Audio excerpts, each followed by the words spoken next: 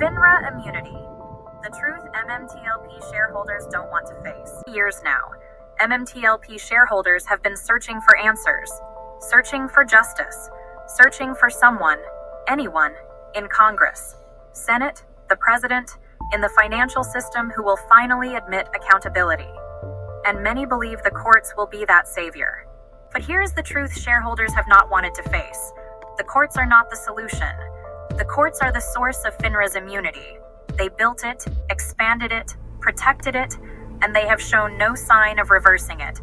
MMTLP has lost over 22 times in court so far due to absolute immunity. Over the last 3 years, MMTLP shareholders have organized, documented, filed complaints, submitted evidence, contacted legislators, and attempted to push lawyers into action. They have pursued FINRA, the SEC, and brokers. MMTLP has contacted the Department of Justice, and several shareholders has had many meetings with FBI. They have attempted to use administrative channels and legal filings to challenge the trading halt and the disappearance of liquidity. But virtually every attempt has collapsed at the same point. As soon as the lawsuit touches FINRA's regulatory conduct, the case dies.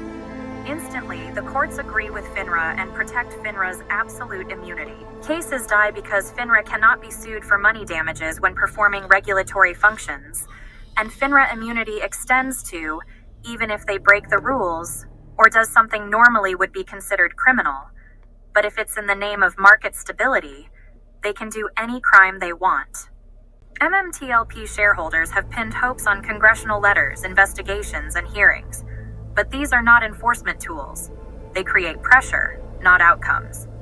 Congress has known about SRO immunity for decades. Congress has never overturned it.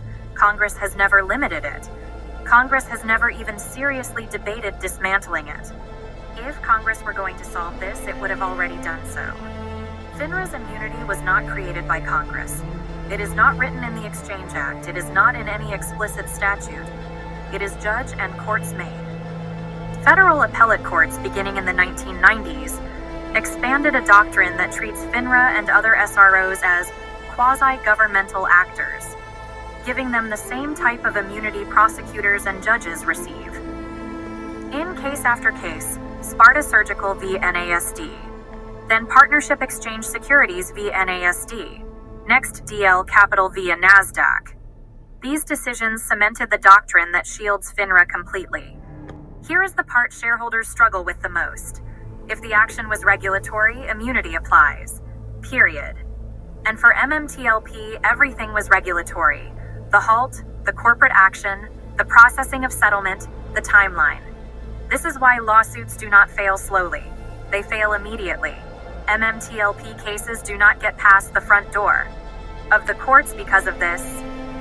When the courts close the door, when regulatory agencies defend the status quo, when Congress refuses to intervene, what are the MMTLP shareholders to do?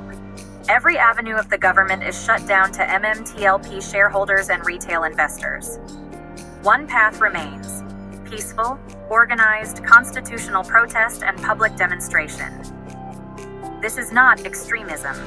It is the mechanism every major civic movement in U.S. history has used when institutions refused accountability. FINRA, immunity is real. It is absolute in practice, and it is protected by the courts that shareholders hoped would save them. Congress will not fix this. Regulators will not fix this. But the Constitution preserves one remedy the system cannot block: peaceful assembly, visible unity, and public demand for transparency. If change comes at all, it will come from retail shareholders, organized, peaceful, and unwilling to be ignored.